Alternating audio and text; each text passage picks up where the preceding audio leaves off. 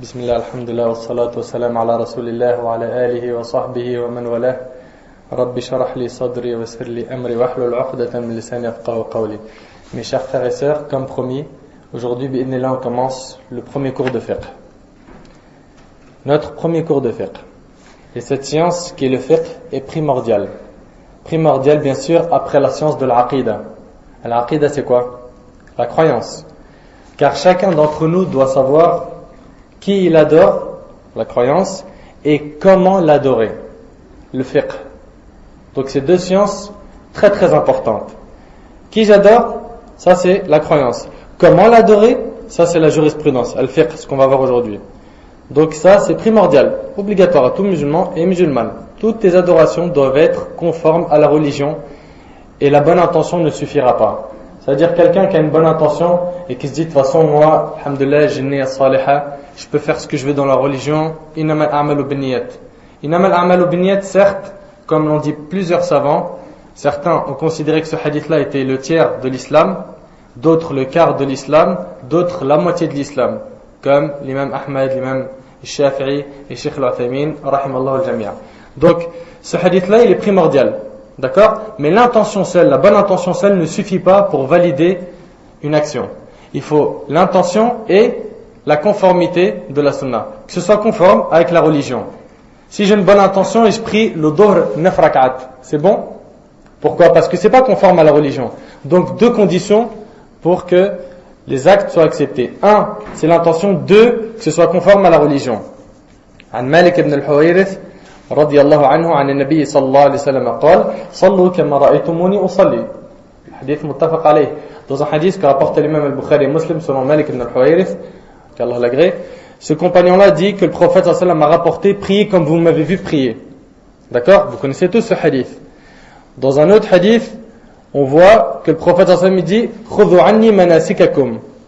Prenez de moi vos rites de pèlerinage. Apprenez de moi vos rites de pèlerinage.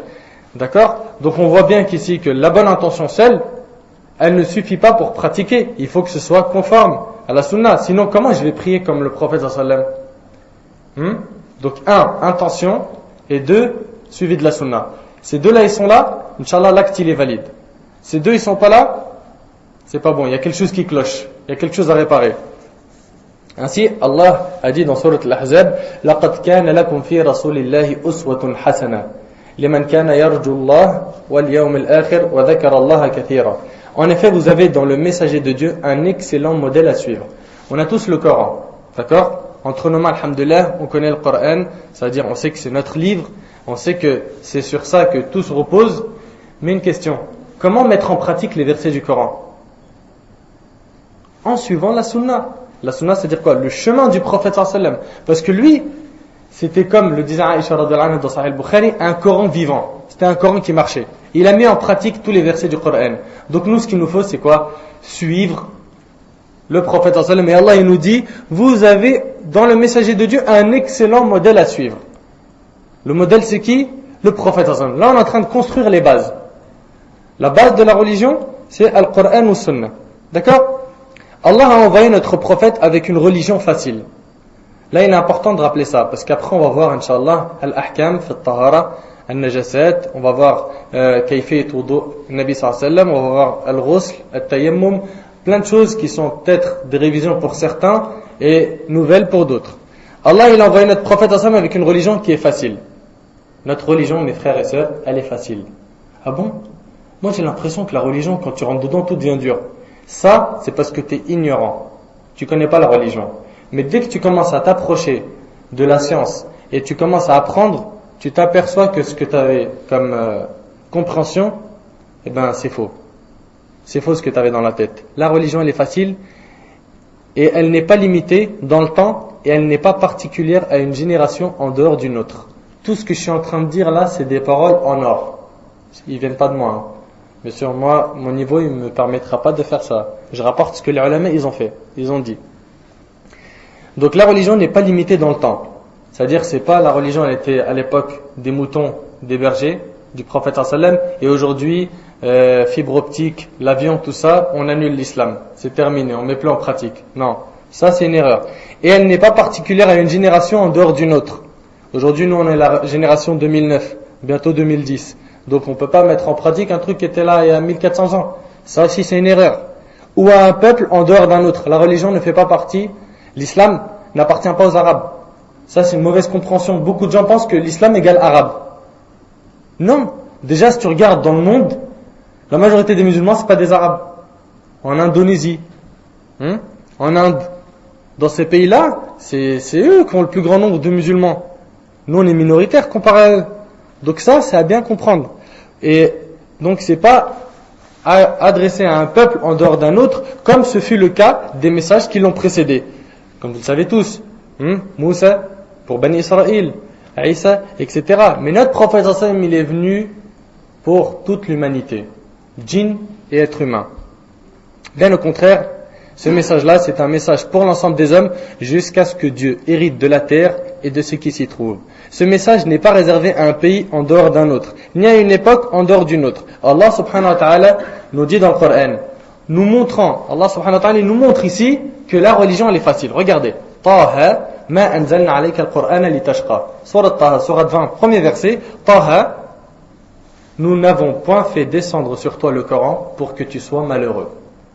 Comprends-le mon frère, toi qui as une petite allergie contre l'islam. Excusez-moi de ces termes-là. Une allergie, ça veut dire quand tu lui parles de religion, il se sent mal, il se sent pas bien. Mais en pratique mon frère, oui mais, ça c'est l'allergique. Parce que celui qui n'a pas d'allergie, il dit Sami'na wa ata'na. Il dit j'ai entendu et j'ai obéi, j'écoute. Mais aujourd'hui on a des gens qui sont allergiques. Ils aimeraient que tu leur parles de tout, sauf l'islam. Et quand tu leur parles d'islam, il n'y a pas de problème. Mais pendant le ramadan, ou pendant la journée du ramadan, ou à la mosquée, ou 5 minutes pas plus s'il te plaît. C'est bon mon frère, ouais, je t'avais c'est que le dîn ou quoi? Wallahi al-azim, on a des gens, ils supportent pas que tu restes avec lui, tu lui parles d'Allah 10 minutes. Ce même type là, qui supporte pas, parle-lui de voiture. Il va dire, ouais mais t'as vu sur Turbo? T'as vu la dernière voiture, comment elle est? Il va dire, t'as vu le joueur de foot? Et alors le foot, ça c'est des heures et des heures. Les chansons, des heures et des heures. Les stars, la mode, les clips, tout ça, il n'y a pas de problème. Mais quand on parle d'Allah, celui qui nous a tout donné, le prophète sallam qui nous a éclairé le chemin du paradis, on a des allergiques.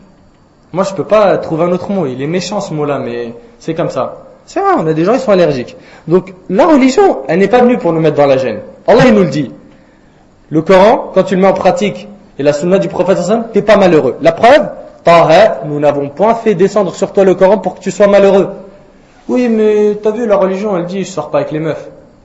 Mais la religion, elle dit, marie-toi. Ouais, mais on peut pas écouter de la musique. Mais tu peux écouter du Coran, il n'y a pas meilleure parole que celle du Coran. Allah, il dit, ala bi dhikrillah tatma'inul qulub. N'est-ce pas avec le rappel d'Allah que les cœurs s'apaisent? Il y a tout le temps une roue de secours en islam. Il te dit, vale pas, mais fais la zakat. Tout le temps, il y a une roue de secours. On te laisse pas comme ça en te donnant une interdiction et c'est tout, t'es dans le vide. Il y a tout le temps quelque chose pour compenser ce qui te manque. Allah dit aussi dans Surat Al-Baqarah, dans Surat 2, verset 286, La yukallifu Allahu nafsan illa was'aha. Ça, faut l'apprendre, ça, il faut comprendre. Dieu n'impose à aucune âme une charge supérieure à sa capacité. Dans la vie, on a des épreuves. On rencontre des difficultés. Et des fois, tu as l'impression que c'est trop. Il y en a parmi nous qui se disent, comment ça se fait, Allah il m'a donné ça, je peux pas le supporter. Sache que si Allah il t'a mis en épreuve, c'est que tu peux le supporter. Parce qu'Allah il dit, Dieu n'impose à aucune âme une charge supérieure à sa capacité. Toi tu penses que tu peux pas la surmonter, mais tu peux. Il faut de la patience, de l'endurance, il faut la certitude en Dieu, il faut invoquer Allah Azza wa Jal, avoir confiance en Dieu. Et tu verras que ça là, ça disparaîtra tout de suite. Wallah, il y a des sœurs, je me rappelle, il y en a une, elle a dit quoi? Elle a dit, moi mon père, il m'a dit, si tu mets le hijab, t'es cuite.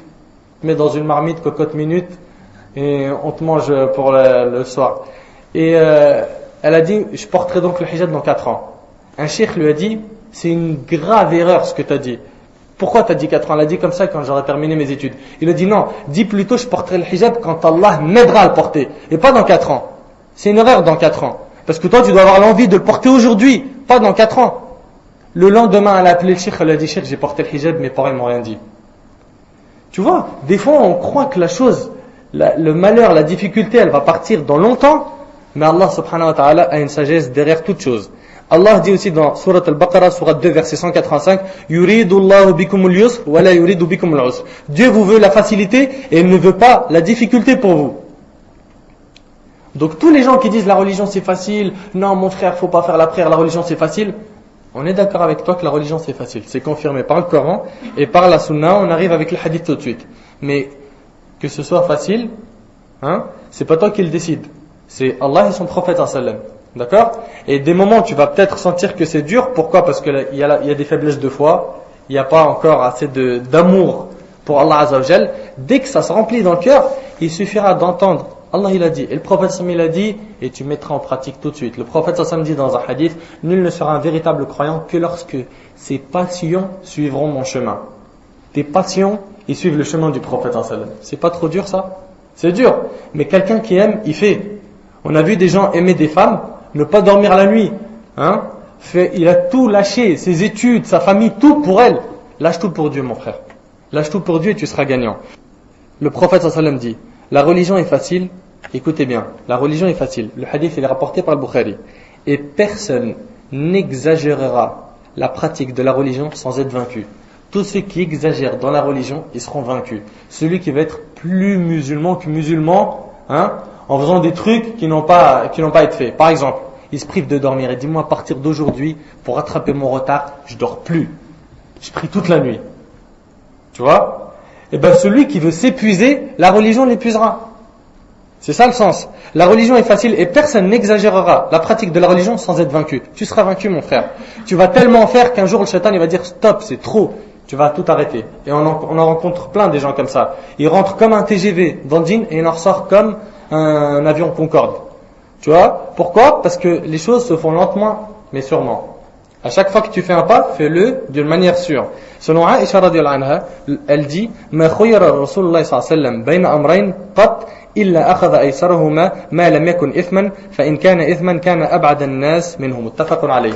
Dans un autre hadith, Aïcha radiyallahu anha, l'épouse du prophète sallallahu alayhi wa sallam, dit chaque fois que le prophète sallallahu alayhi wa sallam avait le choix entre deux choses, là le prophète sallallahu alayhi wa sallam il a le choix entre faire ça ou ça, entre deux choses. Il choisissait la plus facile des deux choses. Mais attention, dans la mesure où elle n'impliquait aucun péché. Dans la mesure où elle n'impliquait aucun péché, c'est-à-dire les deux sont permis. Tu peux faire l'un ou l'autre. Mais si elle impliquait qu'il commette un péché, personne ne s'en tenait plus éloigné que lui. Le plus éloigné de ce péché-là, c'était le prophète sallallahu alayhi wa sallam. Le hadith il est rapporté par Bukhari et Muslim. Et avant de rentrer dans le cœur du sujet, on va voir quelques règles et quelques points très importants. Ces points-là, ils vont nous faciliter cette matière qui est quoi? Le fiqh. Fiqh, c'est la jurisprudence. Ça veut dire quoi la jurisprudence? Ça arrive. Le fiqh, ça veut dire quoi? Ça signifie littéralement réflexion, compréhension, intelligence, sagesse. Si tu veux, tu résumes fiqh par compréhension. Et Allah dit dans la sourate Le Voyage Nocturne, sourate Al-Isra, sourate 17, verset 44, وَإِن مِّن شَيْءٍ إِلَّا يُسَبِّحُ بِحَمْدِهِ وَلَكِنْ لَا تَفْقَهُونَ تَسْبِيحَهُمْ. Allah subhanahu wa ta'ala dit, les sept cieux et la terre et ceux qui s'y trouvent célèbrent sa gloire. Ça veut dire quoi célèbrent sa gloire? Ils font tasbih. Ils adorent Allah. Qui? Les sept cieux et la terre et ceux qui s'y trouvent. Tout ça, ça adore Dieu.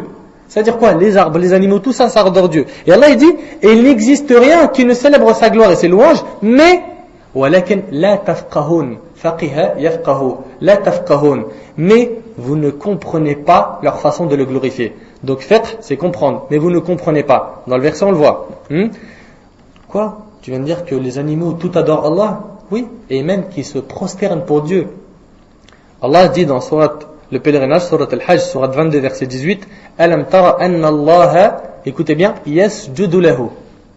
يسجد له من في السماوات ومن في الأرض والشمس والقمر والنجوم والجبال والشجر والدواب وكثير من الناس وكثير حق عليه العذاب ومن يهن الله فما له من مكرم إن الله يفعل ما يشاء. N'as-tu pas vu que c'est devant Dieu, c'est un verset, sourate, le pèlerinage, sourate 22, verset 18. N'as-tu pas vu que c'est devant Dieu que se prosternent, vous avez entendu, que se prosternent tous ceux qui sont dans les cieux et tous ceux qui sont sur la terre. Et regardez là, le verset il dit quoi? Le soleil, la lune, le soleil se prosterne, la lune, les étoiles, les montagnes, les arbres, les animaux. C'est pas moi qui a dit que tout cela se prosterne, c'est Allah. C'est dans le Coran, vous pouvez vérifier le verset. Écoutez bien, la terre, les cieux, la lune, les étoiles, les montagnes, les arbres, les animaux, ainsi que beaucoup de gens, et il y en a aussi beaucoup qui méritent le châtiment. Subhanallah, on voit que tout se prosterne pour Allah et aujourd'hui on a des gens qui font pas la prière. Les animaux ils se prosternent et toi tu te prosternes pas. C'est pas la honte franchement? Les arbres ils se prosternent mais toi tu te prosternes pas. Tu vas me dire mais comment? J'ai jamais vu un animal faire la prière. T'as pas vu le verset qu'on a dit tout à l'heure? Mais vous ne comprenez pas leur façon de le glorifier. On ne sait pas comment, on ne comprend pas. Ils le font d'une manière qu'on connaît pas. Ça fait partie du monde de l'invisible, c'est cité dans le Coran, on y croit, stop. Donc là, on voit bien que tout adore Dieu et que fiqh, ça veut dire quoi? Compréhension. Et en termes de religion, fiqh, cela désigne plutôt la science de la loi islamique avec les preuves du Coran et de la Sunna. Si je te demande, ça veut dire quoi fiqh au sens littéral, tu dois me répondre compréhension. Au sens religieux, c'est la science de la loi islamique. C'est de connaître les lois de l'islam avec leurs preuves du Coran et de la Sunna. Ça, c'est le fiqh dans la religion. Deuxièmement, avant de commencer de parler de fiqh, on va s'approfondir un petit peu. Laissez-moi vous parler des statuts juridiques. On a des statuts juridiques dans l'islam. Al-Ahkam al-Shar'iyya, qui sont au nombre de 5. Ça à connaître par cœur, parce que vous allez l'entendre beaucoup dans les dourouz, dans les mosquées, dans les khutbahs. Vous allez entendre ces mots et il faudra que vous sachiez ça veut dire quoi. On a, premier statut juridique, al-wajib. On a al-haram. On a al-makruh. On a al-mandoub et on a al-mubah. On en avait déjà parlé une fois. Maintenant, on va les détailler un petit peu. Al-wajib, ça veut dire quoi? L'obligatoire. Si tu le fais, tu as des hasanat. Si tu le délaisses, tu as des péchés. Comme quoi? La prière. C'est obligatoire si je le fais. Si je fais la prière, j'ai des hasanat. Je la délaisse, j'ai des péchés. Deuxièmement, l'interdit. L'interdit, c'est le haram. C'est le contraire de l'obligatoire. Si je le fais, j'ai des péchés, et si je le délaisse par crainte d'Allah Azzawajal, j'ai des bonnes actions. Un exemple, je commets zina, la fornication, c'est halal ou haram? C'est haram. Si j'ai l'occasion de faire la fornication et que je m'abstiens pour Dieu, c'est-à-dire je me suis privé du haram, j'ai dit non, inni akhafullah, comme les 7 qui seront ombragés sur le trône d'Allah le jour du jugement. Je dis voilà, je m'abstiens, je fais pas ce péché, j'ai délaissé le haram, donc j'ai des bonnes actions. Donc, obligatoire, interdit. Ça, c'est wajib, haram. Après, on a le mandoub. Le mandoub, en fait, c'est le recommandé. Si vous voulez, vous pouvez le définir par la sunna. Le mandoub, c'est sunna. Le mandoub, la sunna, c'est quand tu le fais, tu es récompensé, tu le délaisses, tu n'as pas de péché. Exemple, at-tarawih. Tarawih, quand tu le fais, tu as des bonnes actions. Tu le délaisses, tu n'as pas de péché. D'accord? Après, on a al-makruh, ce qui est détesté. Ce qui est détesté, quand tu le fais, t'as pas de péché. Et quand tu le délaisses, t'as des hasanat. D'accord? Par exemple, bailler. Bailler, celui qui baille, il met pas sa main devant sa bouche, c'est makruh. D'accord? C'est makruh. Quelqu'un qui baille et qui met sa main devant sa bouche, d'accord? Il a évité un makruh, il a des hasanat. S'il le fait, c'est-à-dire il baille, il met pas sa main devant sa bouche, il a fait quelque chose de détesté. Il n'a pas de péché. D'accord? 5e règle, c'est al-mubah, ce qui est autorisé. Porter des lunettes, c'est halal, haram, déconseillé ou détesté? C'est autorisé. Ni t'as des hasanats si t'en mets, ni t'as des péchés si tu les mets. D'accord? Donc 5 statuts juridiques à connaître par cœur. Vous allez les rencontrer plusieurs fois et on va les reciter plusieurs fois. Donc ça, c'est les 5 statuts juridiques. Maintenant, il faut qu'on voit les sources de la religion. C'est quoi les sources de la religion? 1. Coran. La base de tout, c'est le Coran. Si je cherche, par exemple, un sujet, je veux savoir ça, c'est quoi son statut? C'est halal, haram ou c'est quoi? Je cherche dans le Coran. Si je trouve pas dans le Coran, c'est dans la sunna du prophète sallallahu alayhi wa sallam. Si je trouve pas dans la sunna du prophète sallallahu alayhi wa sallam, ça sera dans le consensus. Dans le quoi? Dans le consensus. Le consensus, c'est l'ijma'. C'est quoi le consensus? C'est l'accord de tous les compagnons. Ils sont tous d'accord que ça se fait de cette manière-là. D'accord? Donc, Coran, Sunna, Ijma', consensus. Dans le consensus, si on trouve rien, on va faire ce qu'on appelle une recherche par analogie. C'est quoi? C'est Al-Qiyas. Al-Qiyas. Je donne un exemple. Parce que Coran, Sunna, normalement, c'est compris.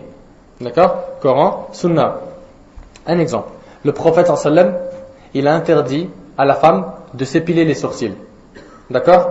Ça, c'est une interdiction qui vient d'où? Dans la Sunna. Cherche le mot dans le Coran, tu ne le trouveras pas.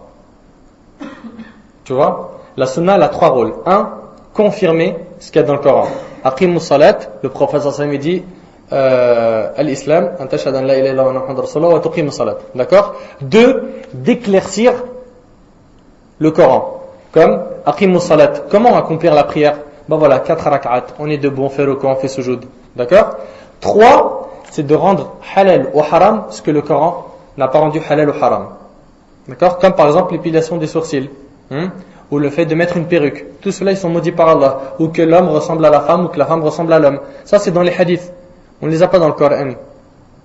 Mais dans le Coran, on a un verset général. وَمَا أَتَاكُمُ الرَّسُولُ فَخُذُوهُ وَمَا نَهَاكُمْ عَنْهُ فَانْتَهُوا. Ce que le prophète vous ordonne, faites-le, et ce qu'il vous interdit, abstenez-vous-en. Donc ça, c'est un verset général. Toute la sunna rentre dans ce verset. Mais en discours direct, non, on n'a pas dans le Coran l'interdiction de l'épilation des sourcils. Pour les femmes, bien sûr. Je ne connais pas d'hommes qui font ça. Donc Coran, Sunna. Le consensus, al-ijma'. Et après on a dit raisonnement par analogie. Ça veut dire quoi raisonnement par analogie? C'est-à-dire un truc qui n'existe pas dans le Coran, ni dans la Sunna, ni dans l'ijma'. Exemple, la drogue. À l'époque du prophète sallallahu alayhi wa sallam, il n'y avait pas de shit. Il n'y avait pas de cannabis. Il n'y avait pas la poudre, la cocaïne, tout ça. Il n'y avait pas. Donc, comment on peut dire que c'est halal ou haram la drogue? Si je pose la question à un musulman, est-ce que c'est halal la drogue ou pas? Qu'est-ce qu'il va me répondre? C'est un péché. Mais elle est où la preuve? C'est pas écrit dans le Coran. Le prophète sallam, il l'a pas interdit, ça n'existait pas à son époque.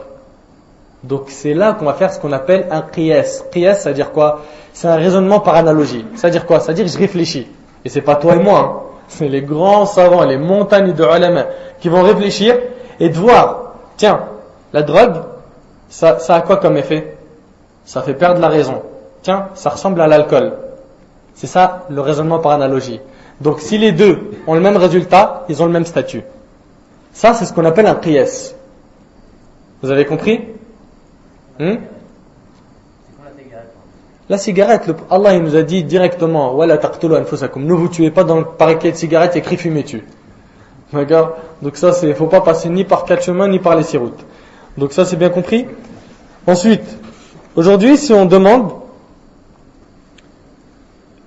aujourd'hui on demande si le prophète sallallahu alayhi wa sallam a fait, d'accord? S'il a fait, on doit faire. Ça, c'était le comportement des pieux prédécesseurs. Nos ancêtres, ils faisaient ça. Est-ce que le prophète sallallahu alayhi wa sallam a fait ça? Oui, je fais. Est-ce qu'il a fait ça? Non, je fais pas. Et pas de dire, ah, c'est une sunna, tu le fais, t'es récompensé, tu le fais pas, t'as pas de péché. Ça, c'est le comportement d'un flemmard. Pas de quelqu'un motivé qui veut le paradis. Après, voyons ensemble maintenant la définition de ce que c'est un faqih et un muqallid. Ça, c'est important.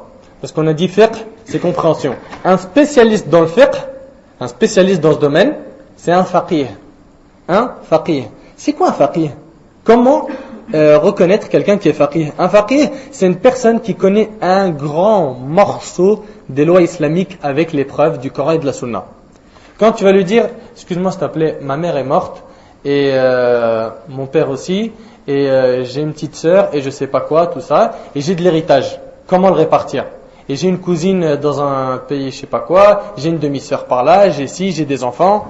Le faqih, c'est celui qui maîtrise les lois islamiques avec le Coran et la Sunna. Il va dire, attends, il va voir dans sa tête comment ça se passe, il va remettre en place tous les hadiths et tous les versets qu'il connaît, et il va te dire, ça, très bien, donc toi tu as telle part, elle a telle part, lui il a telle part, lui il n'a pas de part parce qu'il n'est pas considéré par ça et ça. Et ça, c'est ce qu'on appelle quelqu'un de faqih. Il maîtrise les lois islamiques. Et il n'y en a pas beaucoup des fuqaha, je vous le dis tout de suite. C'est pas quelqu'un qui lit 2 livres de fiqh, ou qui écoute quelques audios, ou qui apprend fiqh sunna, ou qui apprend Bulugh al-Maram. Ça y est, c'est devenu un faqih. Il faut qu'il se noie dans cette science. Il se noie, il maîtrise par cœur toutes les preuves. Ça, c'est un faqih.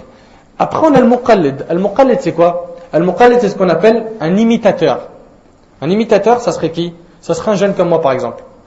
Moi, j'ai pas la science de venir dire à quelqu'un, ça, tel hadith, telle divergence, je lui remonte le truc jusqu'au prophète sallam avec tout ce qui s'est passé à son époque. Hein? J'ai pas la science dans toutes les lois islamiques. Peut-être dans un chapitre ou deux ou trois, tu vois, mais j'arriverai pas à maîtriser tout. Eh ben, je suis un muqallid, un imitateur. Ça veut dire que dans certaines choses, je vais devoir imiter un cheikh qui m'a enseigné telle chose. Je vais dire franchement, ça je connais pas les preuves, mais je sais juste que tel imam il a dit ça et tel cheikh il a dit ça. Ça c'est quoi? C'est pas un faqih, c'est pas quelqu'un qui maîtrise la science. C'est quelqu'un qui il dépanne. C'est une petite roue de secours, tu vois, mais c'est pas le solide. La science du fiqh est un fard de kifaya. Son statut maintenant, la science du fiqh, c'est que c'est une obligation collective. Ça veut dire quoi? Ça veut dire quoi, fard kifaya, fard ayn? Fard ayn, c'est une obligation individuelle. Fard kifaya, obligation collective. La prière, c'est une obligation collective ou individuelle? Individuelle. C'est quoi la différence entre les deux? L'individuel, si je le fais, alhamdoulilah, je suis récompensé. Si je le fais pas, j'ai des péchés. La collective, si je la délaisse, mais une seule personne de ce groupe l'a fait, alhamdoulilah, tout le monde est épargné du péché. Exemple, quelqu'un il rentre et dit salam alaikum. C'est une sunna le fait de dire salam alaikum, c'est pas un fard. Le fait de répondre, c'est un fard de kifaya. Ça veut dire quoi? Ça veut dire que c'est une obligation collective. S'il y en a un parmi nous qui répond, c'est bon, le reste il n'a pas besoin de répondre. Si personne répond, on a tous un péché. D'accord? Être un savant, c'est pas un fard d'ayn, c'est un fard kifaya. Être un alim. Si on n'a aucun savant dans la communauté, on prend tous des péchés. Mais si on en a, alhamdoulilah, lui il nous a sauvés. Tu vois? C'est une obligation collective. Donc il y a obligation collective et obligation individuelle. Pour l'apprentissage du fiqh, en règle générale, c'est une obligation collective. Sauf, à partir du moment où tu es musulman et pubère, tu dois connaître les règles de la purification. Comment te purifier? Les règles de la prière, les règles du jeûne, les règles du pèlerinage, les règles de la zakat. Ça, c'est un fard d'ayn.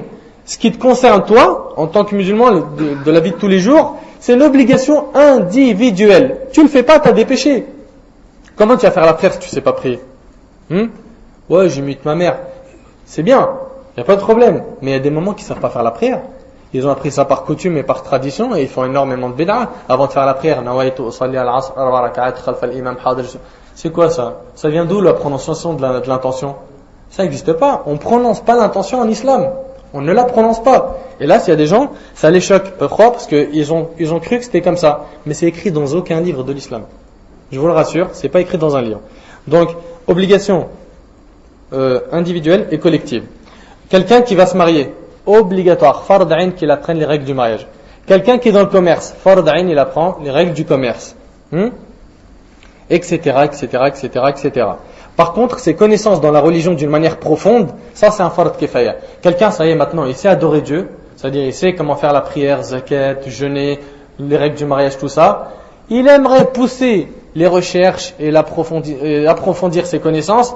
Lui, ce qu'il fait, c'est une obligation collective. C'est pas obligatoire pour lui. S'il le fait, tant mieux, alhamdulillah, c'est très très bien. Et je vous recommande tous d'avoir ce souci, d'apprendre. Allah subhanahu wa ta'ala dit dans Surat At-Tawbah, Surat 9, verset 122, فَلَوْلَا, écoutez bien, فَلَوْلَا نَفَرَ مِنْ كُلِّ فِرْقَةٍ مِنْهُمْ طَائِفَةٌ لِيَتَفَقَّهُ فِي الدِّينِ. Allah il dit, dans chaque clan, quelques hommes devraient venir s'instruire dans la religion. Donc, un groupe d'hommes seulement est concerné. Il n'a pas dit tous les hommes doivent venir s'instruire dans la religion. Et là, on parle de quoi? De pousser les recherches, pas juste j'apprends à faire la prière. Ça, c'est une obligation pour tout le monde de le savoir. عن حميد ابن عبد الرحمن بن عوف قال سمعت معاوية خطيبا يقول سمعت النبي صلى الله عليه وسلم يقول من يرد الله به خيرا يفقهه في الدين متفق عليه. Selon Muawiya radiyallahu anhu, le prophète sallallahu alayhi wa sallam a dit quiconque Allah lui veut du bien, il lui fait comprendre la religion. Rapporté par Bukhari et Muslim. Le fait que vous êtes venus aujourd'hui, c'est un signe qu'Allah vous aime. Vous êtes venus pour apprendre l'islam.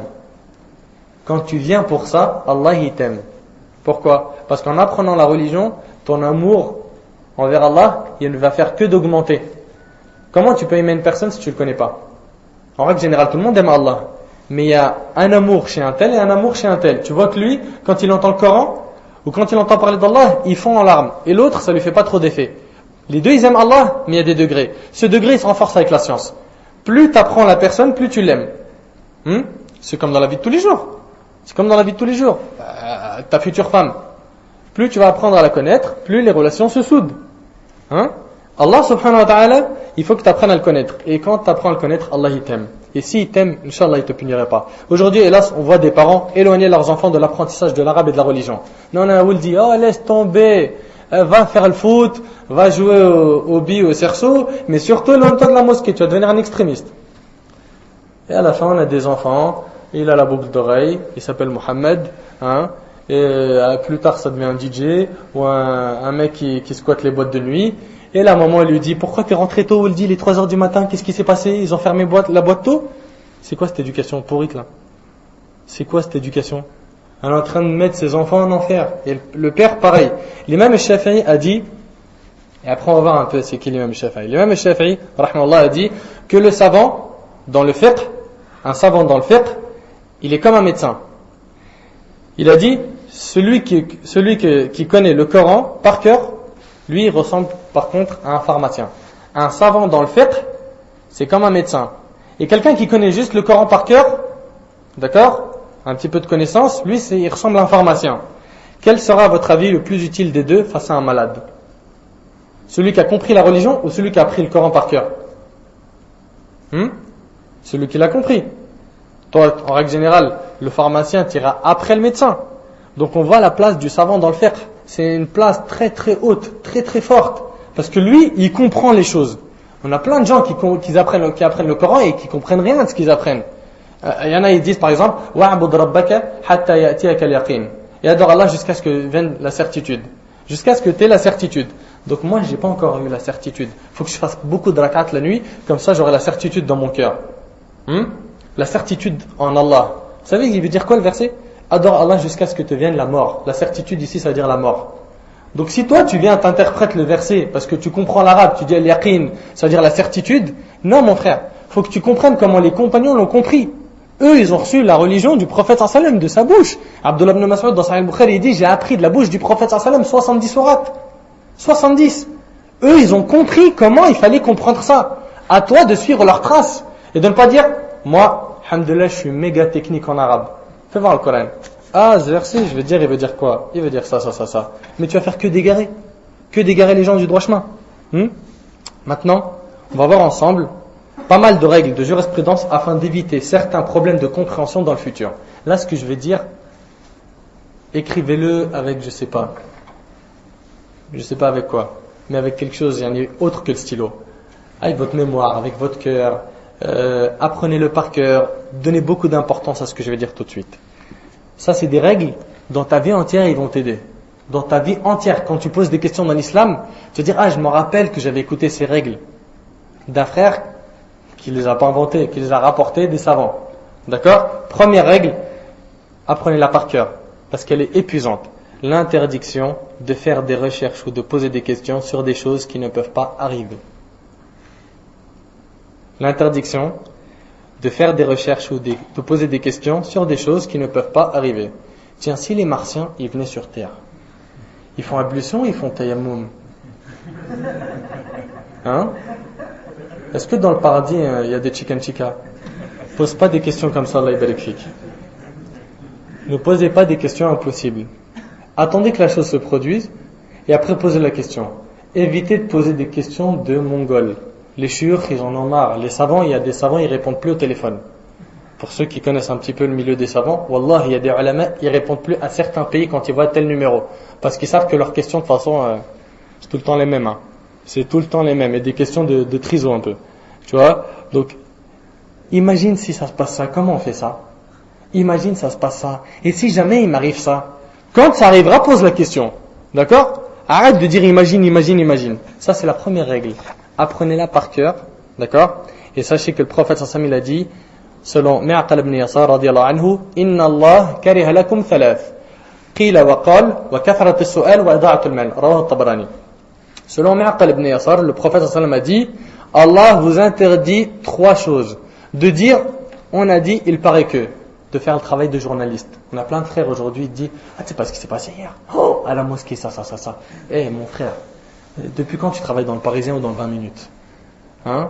tu n'es pas obligé de rapporter tout ce que tu entends. Et le prophète sallallahu alayhi wa sallam, il a dit Kafa bil mar'i kadhiban an yuhadditha bi kulli ma sami'a. Dans Sahih Muslim, le prophète sallallahu alayhi wa sallam, il dit il suffit à une personne pour qu'il soit un menteur de rapporter tout ce qu'il entend.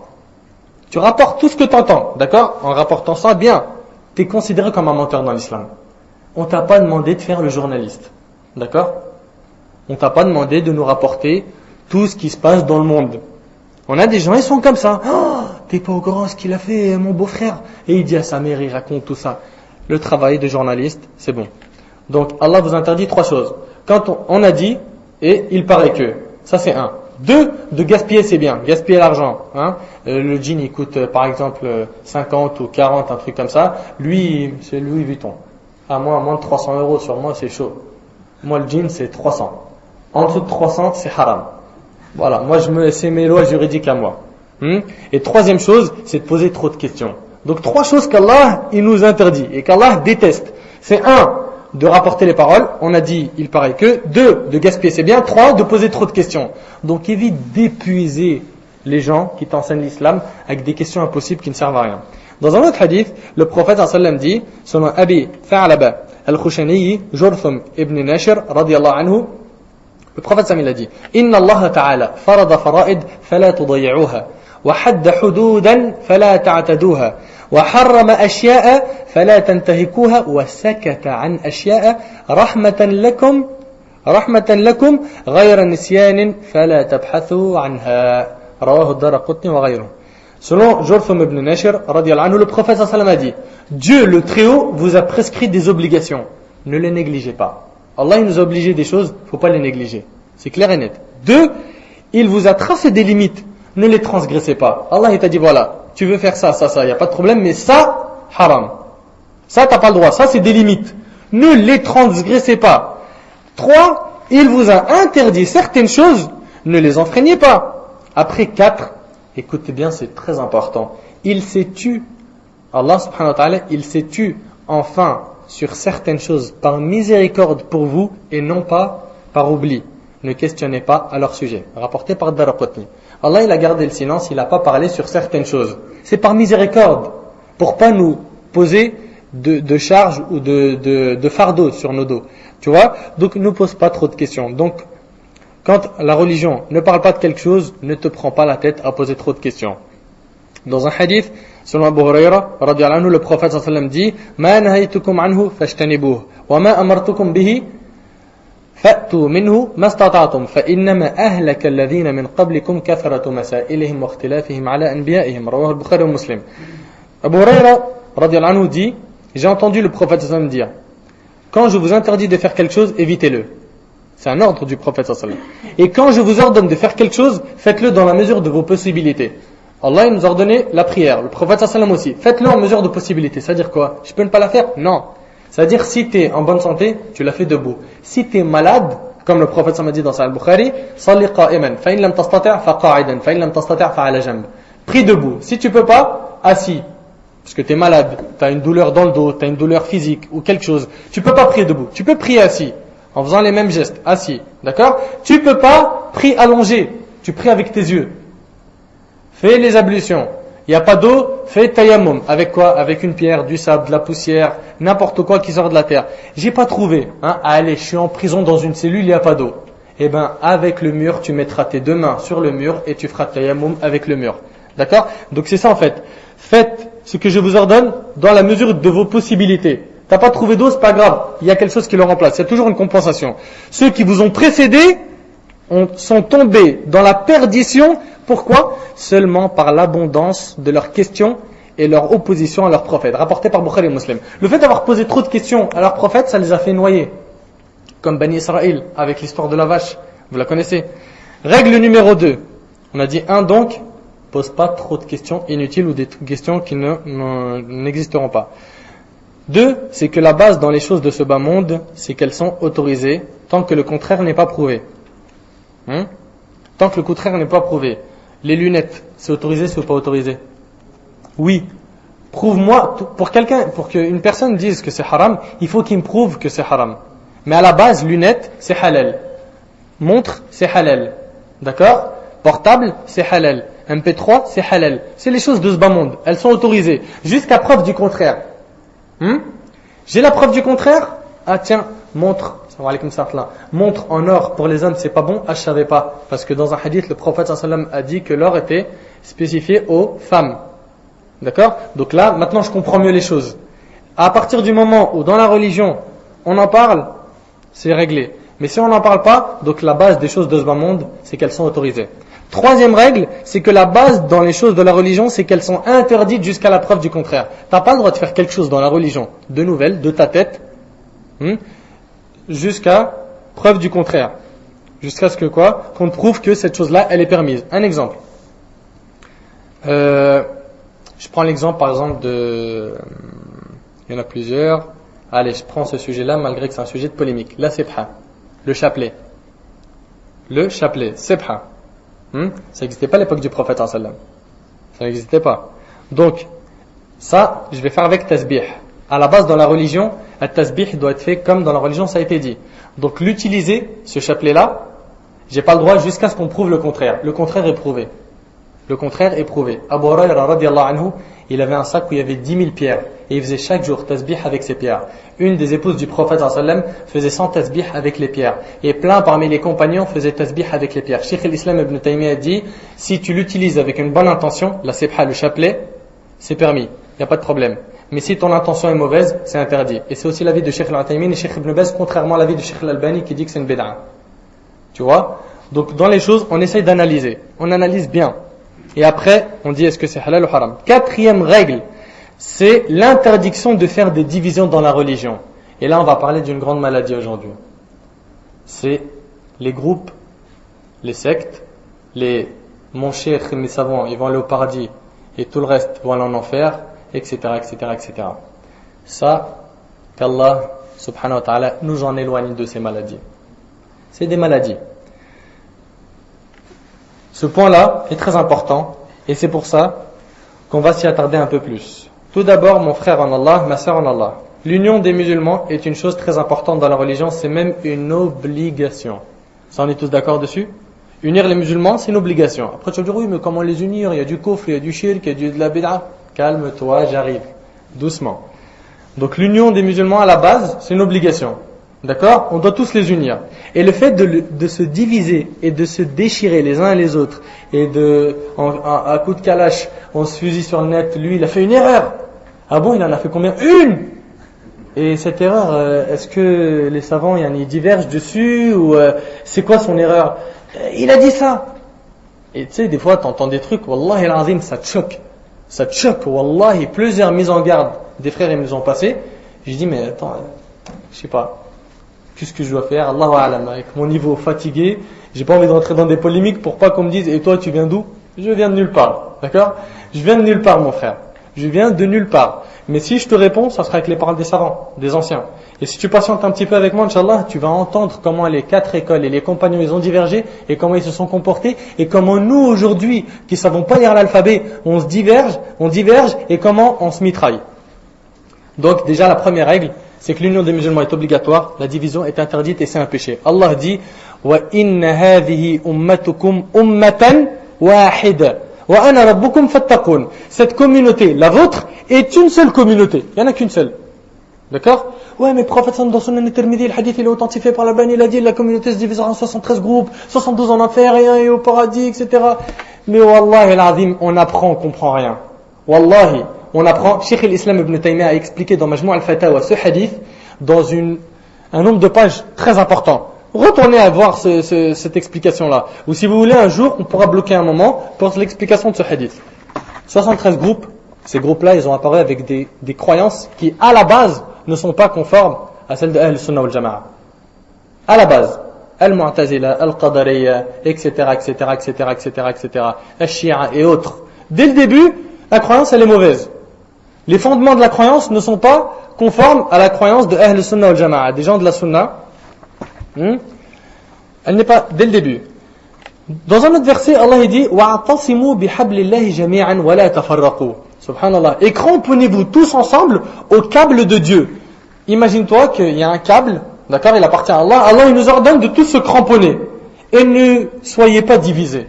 Qu'est-ce qu'on fait de ces versets? Toi qui me dis, non, franchement, c'est un tablier, je peux pas faire la prière à côté de lui. Hein, je peux pas rentrer dans sa mosquée, c'est chaud. Oh, c'est la mosquée des salafis, c'est tendu. Oh, c'est la mosquée des frères musulmans, l'UEF, non, faut pas mettre les pieds là-bas. Mais ça, c'est des maladies. Ça, c'est des maladies. Je suis désolé de le dire, c'est des maladies. Après, les frères, ils peuvent être d'accord ou pas, c'est pas mes paroles. D'accord? Parce que moi, dans tout ce que je vous ai rapporté, il n'y a rien qui m'appartient. Donc celui qui voudra mettre en garde, il mettra en garde contre Cheikh Al-Uthaymin, contre Cheikh Fawzan, pas contre moi en tout cas. C'est pas mes paroles. Il n'y en a aucune qui m'appartient, parce qu'à la base, j'ai pas de niveau de me faire appartenir des paroles de ce sujet-là. Dans un autre verset, وَلَا تَنَازَعُوا فَتَفْشَلُوا وَتَذْهَبَ رِيحُكُمْ. Et ne vous disputez pas, sinon vous fléchirez et perdrez votre force. Ne vous disputez pas. Sourate 8, verset 46. Et donc, avant d'étudier le fiqh, tu dois savoir que certaines fois, tu vas rencontrer des divergences. Des divergences. Et c'est la cause des divisions d'aujourd'hui. Aujourd'hui, pourquoi il y a des divisions? C'est parce qu'à la base, chacun suit un cheikh, contemporain ou ancien. Comme il est attaché à ce cheikh, il lui fait confiance totalement, donc il lui attribue toute la science. Et à partir du moment où on a des gens qui pensent que mon cheikh a dit toute la vérité, tout le reste disent le faux, c'est là qu'on est tombé dans les divisions. C'est là. C'est à partir de ce moment-là où ça commence. Voilà. Ici il y a un groupe, ici il y a un groupe. Dans la Salafia il y a 4 groupes. Dans les Tablirs il y a 2 groupes. Dans les machins il y a combien de groupes? Dans les Soufis il y a plein de groupes. Il y a ceux qui tournent autour des tombes. Il y a ceux qui font pas ça. Ils font juste du dhikr jama'i, etc., etc., etc., etc. Donc qu'est-ce qu'on fait au final? Comment faire pour sortir de tout ça? Surtout pour quelqu'un qui entend tous ces noms-là, il comprend rien. Parce qu'il y en a peut-être qui sont sur la même longueur d'onde, ils comprennent un peu ces appellations, ces noms, ces termes, ces noms de groupe, tout ça. Mais d'autres, ils se disent, mais qu'est-ce qu'il raconte là? C'est des noms de médicaments qu'il a cités ou c'est quoi? Non, c'est des choses que, franchement, entre nous, j'aimerais pas que les gens ils connaissent ces choses-là. J'aimerais pas que les gens ils apprennent tout de suite, dès qu'ils rentrent dans le dîn, les divergences, tout ça. Cramponne-toi à la sunna. Ouais, mais mon frère, il y a trop de sectes, il faut mettre en garde. Il y a 2 manières de mettre en garde. Il y a la première, c'est de leur faire de la pub, en disant les Habash c'est ça, et leur mettre toutes leurs erreurs et comment répondre à eux, tout ça. Cette manière elle est très très bien, mais elle a un problème. C'est que tu peux faire de la pub indirecte à ces gens-là. Comment? Une personne qui est ignorante, qui est devant toi, tu l'as mis en garde, mais lui il les connaît pas. Par curiosité il dit tiens je vais aller dans leur centre pour voir un peu comment ça se passe, poser des questions. Moi je suis quelqu'un d'ouvert, on peut pas me convaincre comme ça facilement. Et il lui mange la cervelle là-bas. Il s'est égaré chez un groupe, wal'iyadhu billah, c'est des shaitans. La deuxième manière, c'est la manière de beaucoup de savants, contemporains et anciens, c'est d'apprendre aux gens la vérité. Écoutez bien, d'apprendre aux gens la vérité, et avec cette vérité, tu as répondu au faux indirectement.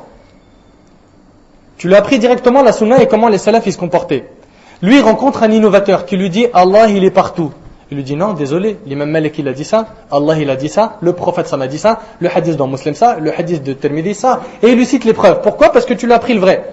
Tu vois? Et ça c'est plus efficace. Pourquoi? Pour apprendre la religion c'est beaucoup plus efficace et ça te fait pas freiner. Parce qu'après le fait de rencontrer des sectes égarées et des gens égarés, tu peux faire des débats pendant 2-3 ans, ça a été mon cas, pendant longtemps. J'étais que en train de faire des débats et j'ai rien appris. Certes c'est bien de connaître ces choses-là, comme ça tu es immunisé on va dire, t'as ton bouclier, mais c'est une perte de temps.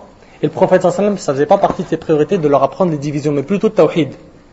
Et les fondements de base. Et il y en a, ils vont dire, non, je suis pas d'accord avec toi, c'est obligé, t'apprends les sectes, sinon les gens ils vont s'égarer. C'est ton point de vue, mon frère. Je le respecte, mais je suis pas d'accord. D'accord?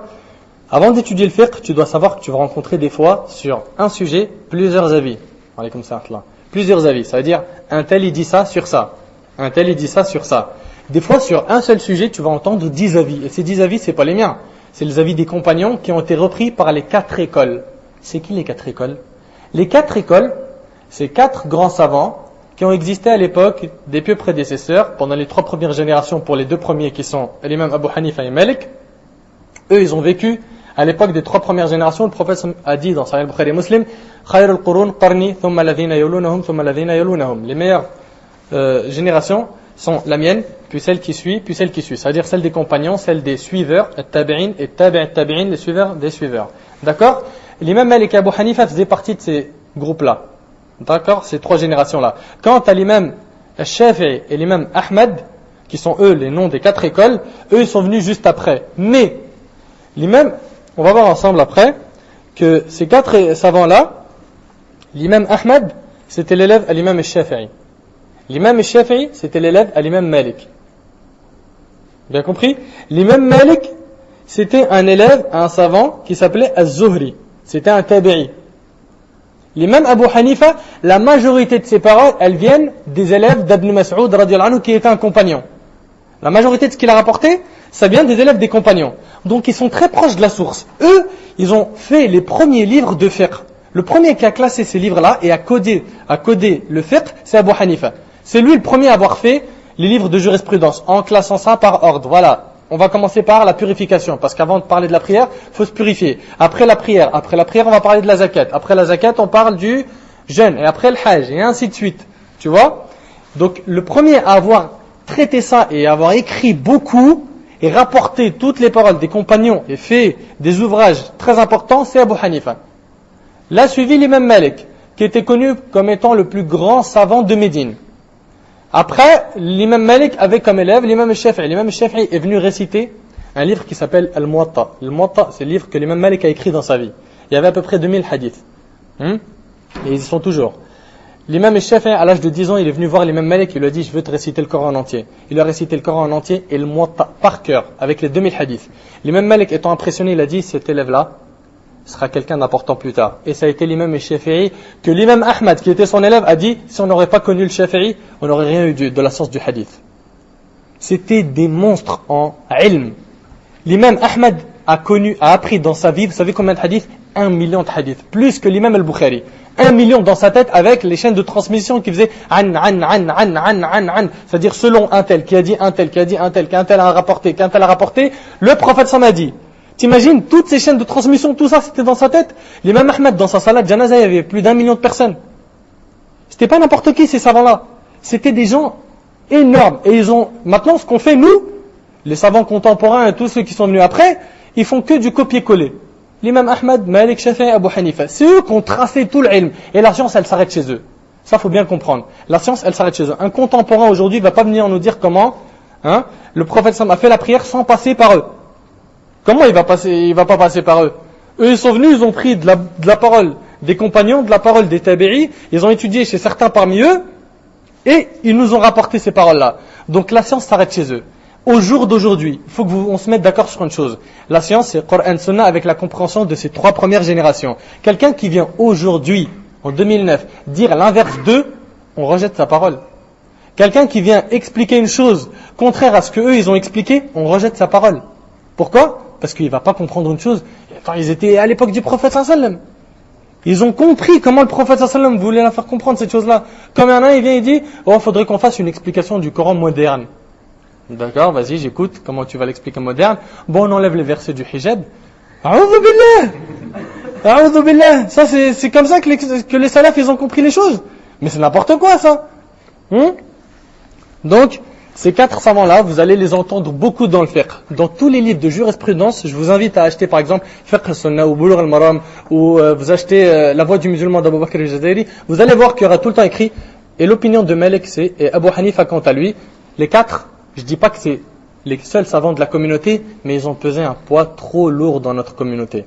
Il faudra tenir compte de leurs paroles, parce que eux, ils n'ont pas prononcé une parole avant d'avoir fait une recherche, que si toi et moi, on fait ces recherches-là jusqu'à la fin de nos vies, on n'arrivera pas à comprendre ce qu'ils ont compris. Peut-être t'apprendras ce qu'ils ont appris, mais comprendre ce qu'ils ont compris, non. Parce qu'apprendre, c'est facile, mais comprendre, c'est une autre chose. Et aujourd'hui, on a beaucoup de gens qui apprennent. C'est des perroquets. Masha'Allah, il peut te réciter des hadiths, il te les mitraille. Dis-lui, est-ce que tu as compris ce que ça veut dire? Bah oui, ça veut dire ça. Regarde, tu vois pas? Innamal ma' minal ma'. L'eau, ça vient de l'eau. Et ça veut dire quoi? Et ça, c'est un hadith. Vous savez, ça veut dire quoi? Ça veut dire que les grandes ablutions se font à partir du moment où on voit le liquide spermatique. Comment tu peux le comprendre d'un mot que tu connais? C'est le ma'. Innamal ma' minal ma'. On connaît tous ces mots-là. Donc c'est pas à toi et moi, des pauvres masakines, de venir prendre les livres de fiqh et dire « Ah ça, non, Abu Hanifa, non. Qu'est-ce qu'il a dit là? Non. Malik, non. Shafi'i Ahmed, non. » En fait, le truc c'est... Non, c'est pas du tout comme ça. Donc avant tout, tu dois te poser la question. Cette question que tu dois te poser, vous savez, c'est quoi? C'est comment dois-je faire dans ce cas-là? S'il y a énormément d'avis dans le fiqh, qu'est-ce que je fais? Est-ce que je choisis n'importe quel avis? Je dois bien choisir un avis. Lequel? Là, je vois par exemple, Malik, il a dit, Zuhri, il a dit, Sha'bi, il a dit, un tel, il a dit, Ibn Taymiyyah, il rejette cette parole, etc., etc. Dans une parole, Abu Hanifa, il dit, oui, mais ce hadith-là, il est abrogé. Malik, il dit, non, il n'est pas abrogé parce que tatata le prouve. Mais moi, je suis noyé, moi, qu'est-ce que je dois faire? Moi, je vois toutes ces paroles. Qu'est-ce que je dois faire, concrètement? Hein? Est-ce que je prends celui qui me plaît? Tiens, celui-là, il est facile. Et le prophète, quand il avait le choix entre deux choses faciles, entre deux choses, il prenait ce qui était le plus facile. Tu l'as cité tout à l'heure, c'est rapporté par Bukhari et Muslim selon Aïcha. Oui, mon frère, c'est bien ça. Mais t'as mal compris le hadith. Deux choses, quand les deux sont permises. D'accord? Là, toi, tu sais pas qu'est-ce qui est permis et qu'est-ce qui n'est pas permis, sachant qu'à la base, tu t'es pas approfondi sur le sujet. Ou qu'est-ce que je dois faire exactement? Est-ce que je suis les gens autour de moi? La masse, eh bien, ils font tout ça. Je fais comme eux. Tout le monde, quand il se lève du ruku', il dit Rabbana wa lakal hamd. Je fais comme eux, mon frère. Non, tu fais pas comme eux. Le prophète sallallahu alayhi wa sallam, il le disait pas à voix haute. Il le disait pas à haute. La seule chose qu'on entendait de la prière du prophète sallallahu alayhi wa sallam, c'était Amin. Tout le reste, tu dois pas le dire. Ah bon? Mais mon père, mais la mosquée. La mosquée, c'est pas une preuve. C'est Coran, Sunna, Ijma', Qiyas. Il n'y a pas mosquée au numéro 5. D'accord? Ces quatre, là, c'est les sources de la religion. Et ça sort pas de ces quatre. Il y a des gens qui se servent du hadith, là, que le prophète sallallahu alayhi wa sallam, il choisissait la chose la plus facile des deux choses qu'il rencontrait, pour dire que dès que tu as un problème, tu choisis le plus facile. Et voilà, tu es tranquille. Ou sinon, mon frère, prends pas la tête. Mets la responsabilité sur le savant. Il a dit que c'était halal. Vas-y, mets-lui ça sur le dos. Et tu diras, Allah, je l'ai suivi lui, c'est tout. Mais il t'est pas demandé de suivre tel alim ou tel alim. Il t'est demandé de fouiller et de chercher ce alim. Il a pris d'où? Sa science. Le talib ilm, il doit connaître le dalil. Il doit apprendre les preuves. Et pas tel savant il a dit, tel savant il a dit. Et que la preuve, c'est que tu dois suivre le dalil. Le dalil. Ce qui se rapproche le plus à la vérité par ses arguments. Et pas un tel savant est bon, donc tout ce qu'il dit c'est bon. Non. L'imam Malik, qu'est-ce qu'il a dit? Rahimahullah. Il s'est mis devant la tombe du prophète sallallahu alayhi wa sallam. Et il a dit, on prendra la science de tout le monde et on rejettera la science de tout le monde. Sauf celui qui est dans cette tombe, on prend tout de lui. Qui est qui? Le prophète sallallahu alayhi wa sallam. Donc toute personne sur terre, grand savant de notre communauté, qui a beaucoup œuvré, qui a fait beaucoup de livres, c'est pas moi et toi qui devons dire « Ah non, sa parole elle est faible ». Non. Entre eux, les grands savants, ils ont démontré par A plus B que voilà, tel savant il s'était trompé sur ça, avec les dalils, etc. Et en disant qu'il s'est trompé, ils l'ont pas rabaissé, ils l'ont pas insulté, ils n'ont pas mis en garde contre lui. Sauf les sectes égarées. D'accord? Je parle de ceux d'Ahl Sunnah wal Jama'a. Ils avaient un bon comportement entre eux. L'imam Malik, il a dit voilà, on prend de tout le monde sauf, on prendra de tout le monde et on rejettera de tout le monde sauf de lui, on prend tout de lui, qui est le prophète. Lui, sans exception, il n'y a pas de tri. L'imam al-Shafi'i disait quoi? إذا صح الحديث فهو مذهبي. Tu veux savoir c'est quoi mon groupe? Moi je suis qui? Moi je suis le hadith sahih. Je suis le hadith authentique. Ça c'est la parole de l'imam al-Shafi'i. Si la parole, le hadith, il vient authentique, c'est mon chemin, c'est mon groupe, c'est ça que je suis. L'imam Abu Hanifa, vous savez qu'est-ce qu'il disait? Il disait haramun ala man lam ya'rif dalili an yufti bi kalami.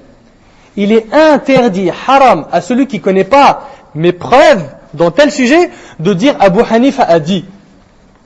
Il est interdit aux gens de dire Abu Hanifa a dit. Apprenez mes preuves, n'apprenez pas ce que juste Abu Hanifa il a dit ça. Vous comprenez? Apprenez la preuve d'Abu Hanifa et pas la parole d'Abu Hanifa. Donc imagine-toi si ça, c'est sur les 4 écoles des montagnes. Que faire aujourd'hui de ceux qui viennent sur Iqra ou autres, ou sur les autres chaînes, et dire oui mais un tel il a dit. Un tel, si sa parole, elle contredit les 3 premières générations, avec tout le respect qu'on aura pour lui, on va pas l'insulter, on va pas le maltraiter, on le respecte, mais on n'est pas d'accord avec lui. D'accord? Parce qu'il faut un adab, il faut un comportement dans la divergence, chose qu'on trouve pas aujourd'hui. Aujourd'hui on diverge, on se tire dessus. T'es pas d'accord avec moi? Tu te prosternes comment? Tu descends les genoux d'abord ou les mains? Oh, mais tu sais pas ce qu'il a dit, Cheikh Albani. Oh, t'as pas lu Sifat as-Salat ou quoi? Et ça y est, ça part en fusillade dans la mosquée. L'imam Ahmad, vous savez qu'est-ce qu'il disait? Ne me suis pas, ne suis pas Malik, ne suis pas Shafi'i, ne suis pas Al-Awza'i, ne suis pas Al-Thawri, qui étaient des grands savants, mais plutôt suis celui qu'ils ont suivi. Subhanallah. Suis le prophète sallallahu alayhi wa sallam. Attache-toi aveuglement au prophète sallallahu alayhi wa sallam. Et celui qui le contredira, on le respectera. D'accord? Dans la mesure où lui, il est resté respectueux. Tu vois? Et on contredira sa parole. on ne prend que de celui qui amène des preuves qui pèsent lourd. C'est-à-dire quoi? C'est-à-dire que dès que j'ai une divergence, il y a 10 avis. Mais ces 10 avis, il faut que je fouille. C'est lequel qui se rapproche le plus de la vérité? Il ne me suffit pas d'entendre il y a 6 avis sur le truc. 6 avis, ça ne veut pas dire que tu peux faire 6 manières différentes. Non, c'est pas comme ça. D'accord? Il y a un point important à comprendre, même s'il peut paraître un peu difficile, et là je demande de la concentration parce que c'est un peu du technique. C'est qu'il n'y a qu'une seule vérité et pas plusieurs. Il n'y a qu'une seule vérité et pas plusieurs. Qu'est-ce que ça veut dire concrètement? Eh bien que quand il y a divergence entre les savants, ils ne peuvent pas tous avoir raison à la fois. Ils ne peuvent pas tous avoir raison à la fois. Il y en a forcément un qui a raison et l'autre qui a tort. D'accord? Le prophète sallallahu alayhi wa sallam, il a dit, selon Amr ibn al-As radiyallahu anhu, إذا حكم الحاكم فاجتهد ثم أصاب فله أجران وإذا حكم فاجتهد ثم أخطأ فله أجر. رواه Muslim. D'après Amr ibn al-As, le prophète sallallahu alayhi wa sallam a dit, si le juge fait un effort de réflexion, un ijtihad, d'accord? Un juge, il fait un effort de réflexion pour savoir est-ce que ça c'est comme ça ou comme ça que je devrais le dire, et qu'il a raison sur son jugement, il aura 2 récompenses. Et s'il juge en faisant un effort de compréhension, un ijtihad, et qu'il se trompe, il aura 1 récompense. Donc on voit bien qu'en faisant des efforts, soit tu vas te tromper, soit tu vas avoir raison. Et certains ont utilisé une parole du prophète sallallahu alayhi wa sallam, et celle-là, franchement, c'est une deuxième maladie. On a la division, c'est une maladie. La deuxième maladie, c'est cette maladie-là. Ikhtilaf ummati rahma. Ouais, mais la divergence, c'est une miséricorde, mon frère. C'est une miséricorde qu'ils ont divergé, c'est-à-dire que tu as le choix de faire ce que tu veux. Alhamdulillah, Allah ne nous a pas laissé comme ça dans l'embarras. Ça, c'est une erreur. C'est pas moi qui le dis, c'est les savants, et je vais vous le prouver par A plus B que c'est une erreur. La divergence de ma communauté, une miséricorde. Ça, c'est la parole de beaucoup parmi les awam. On peut y répondre de plusieurs manières. 1, le hadith n'est pas authentique, il est même faux, batil, et il n'a aucun fondement. L'imam As-Subki, un grand savant, rahimahullah, a dit, je ne lui ai trouvé aucun fondement, ni authentique, ni faible, ni inventé. Clair et net, c'est classé.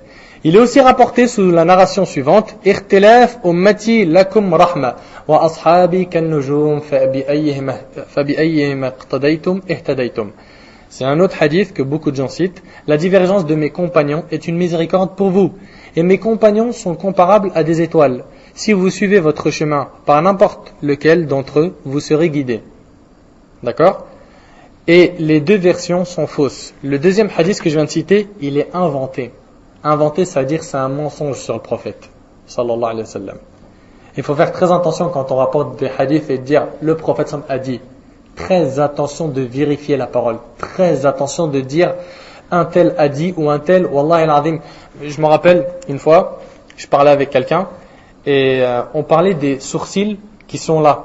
Tu vois, entre les 2 sourcils. Tu vois, t'as des cheveux des fois entre les 2 sourcils.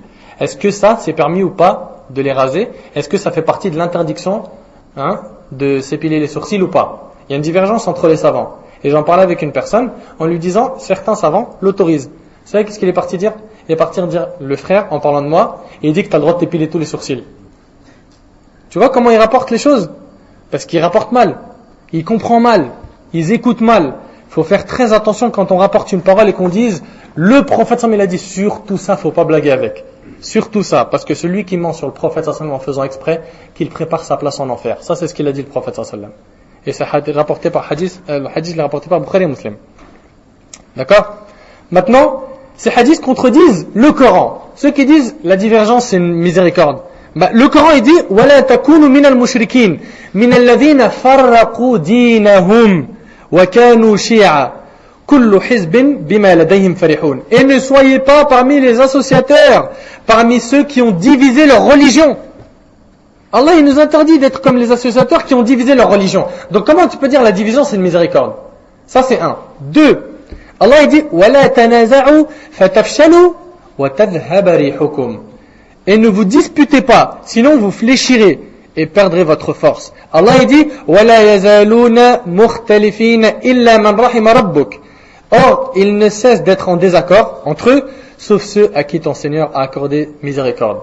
Donc ceux qui ne sont pas en divergence, Allah il leur a accordé sa miséricorde. Surat 11, verset 119, 120. La miséricorde est donc dans l'union et non dans la division. D'accord? Faut pas dire la miséricorde c'est rahma d'avoir de la divergence. Et dans ce cas, qu'est-ce qu'on doit faire? quand il a une divergence? Explique-moi s'il te plaît, parce que franchement c'est technique. Allah il nous a dit, il nous a appris comment faire quand il y a une divergence. Allah il a dit dans Surat An-Nisa, Surat 4 verset 59, فَإِن تَنَازَعْتُمْ فِي شَيْءٍ فَرُدُّوهُ إِلَى اللَّهِ وَالرَّسُولِ إِن كُنتُمْ تُؤْمِنُونَ بِاللَّهِ وَالْيَوْمِ الْآخِرِ. Et si vous vous disputez en quoi que ce soit, qu'est-ce qu'on fait? On diverge dans une chose. Renvoyez-la à Dieu et au messager. Direct. T'as une divergence. Il y a 10 opinions. Il y en a 100 sur les ablutions, sur tout ça. Et les 100, ils ont des avis différents. S'ils vont dans le même sens, alhamdulillah, ça fait que de se confirmer. Mais ils vont dans des sens différents. Donc là, renvoyez cette divergence à Dieu et au messager si vous croyez en Dieu et au jour dernier. Ce sera bien mieux et de meilleure interprétation. C'est bien compris? Le moment de la divergence, il t'est demandé d'une seule chose, c'est de fouiller. J'ai pas le niveau. Je vais aller voir un cheikh, quel niveau? D'accord? Quelqu'un de confiance, je sais quand il parle, il dit Qala Allah, Qala Nabi sallallahu alayhi wa sallam, et il a tout le temps des preuves à l'appui. Il parle pas de sa tête. D'accord? Et ça se remarque vite. Ça se remarque très vite quand tu parles avec quelqu'un et tu sais directement s'il parle de sa tête ou pas. Ça se voit. Les compagnons du prophète sallallahu alayhi wa sallam, ils ont divergé. D'accord? Ouais, mais pourquoi ils ont divergé? Franchement, c'est fatigant pour nous. On voudrait apprendre la religion facilement. T'inquiète pas, on t'a dit dès le début que tu peux l'apprendre facilement. Là, je suis en train de te montrer des choses au milieu, mais la finalité, c'est que la religion, elle est très très facile. Les compagnons du prophète, ils ont divergé. Mais pourquoi ils ont divergé? Franchement, une personne peut se dire que s'ils n'auraient pas divergé, ça aurait été tranquille pour nous. En plus, c'est les compagnons, ils ne sont pas capables de se mettre d'accord sur une chose. On va répondre à toutes ces questions, Inch'Allah. Mais sachez juste que les compagnons ils ont divergé, et même les tabi'in, les successeurs qui sont venus après eux, ils ont divergé. Et tous ceux qui les ont bien suivis après. Et qu'après, il y a eu des changements. En fait, le truc c'est quoi? C'est que les divergences, elles ont commencé surtout quand il y a eu les innovateurs qui ont commencé à sacraliser les paroles des savants. Ça veut dire que pour eux, la parole de leur cheikh, de leur groupe était sacrée comme s'il s'agissait du verset du Coran. Et aujourd'hui, on a ça. On a quelqu'un, quand il va parler avec toi, il va pas te dire Qala Allah, Qala Nabi sallallahu alayhi wa sallam, il va dire mon cheikh, notre cheikh, mon imam, celui que je suis au Yémen, ou en Arabie Saoudite, ou en Égypte, ou en Syrie, ou en Mauritanie. Mon frère, lui, il a fait la fatwa, il a dit ça, qu'est-ce que je fais? Mais cette parole, elle peut être remise en question. Il est possible qu'il y ait un autre avis que toi tu connais pas. Et cet avis-là, il lui appartient pas à lui ou à un contemporain, mais à un compagnon.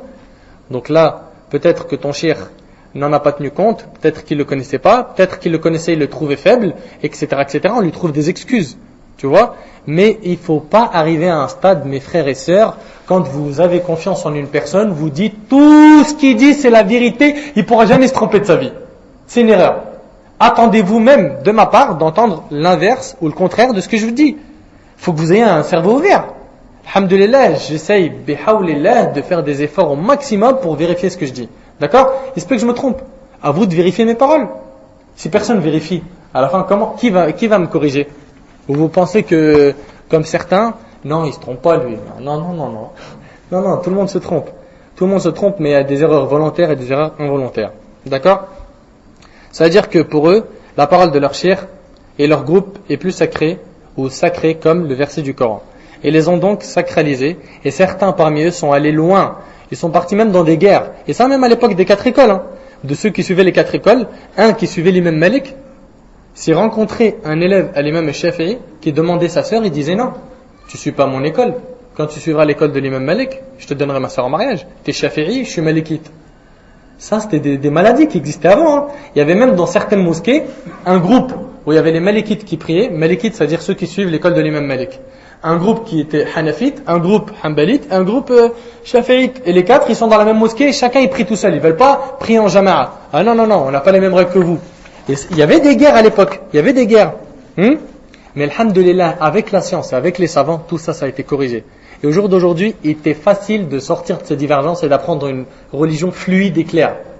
Fluide et claire sans passer par tout ça. Mais je suis en train de juste te montrer comment cette chose elle nous est parvenue.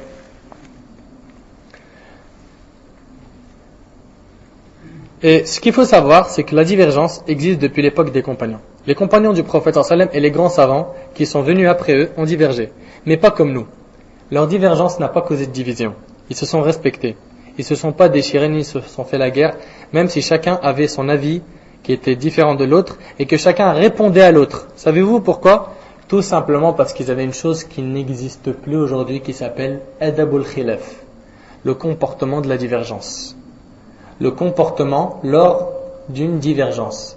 C'est un comportement qui n'existe plus. Et d'ailleurs, bihawlillah, je vais essayer de rassembler un ders sur le comportement à avoir lors d'une divergence. Parce qu'on a fait plusieurs cours sur le comportement, on en a à peu près 14.